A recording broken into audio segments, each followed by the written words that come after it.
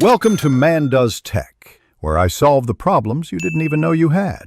You start by ensuring hardware and permissions are in place so the assistant can actually see. Connect your camera and microphone, then enable the LLM Vision feature in Settings. This grants camera, storage, and network access. Once done, position a simple test scene with clear lighting and one focal object so the model's outputs are measurable. Make sure your network is stable. Otherwise, image upload or live stream will fail. This establishes a reliable baseline for the next configuration steps. Now you configure the recognition workflow so vision outputs trigger useful behavior.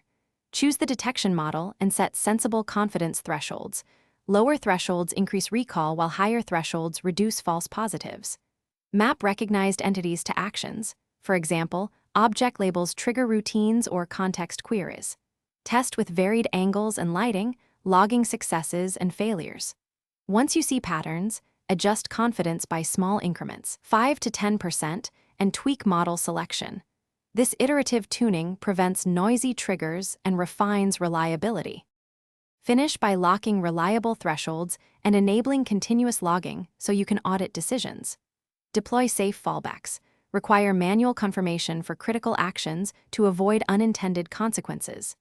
Schedule short maintenance checks to recalibrate models with fresh samples.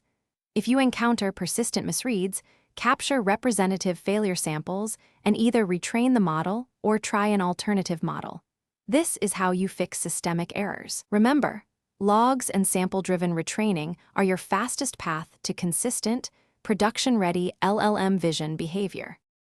Thanks for watching. If you found this helpful, don't forget to like and subscribe.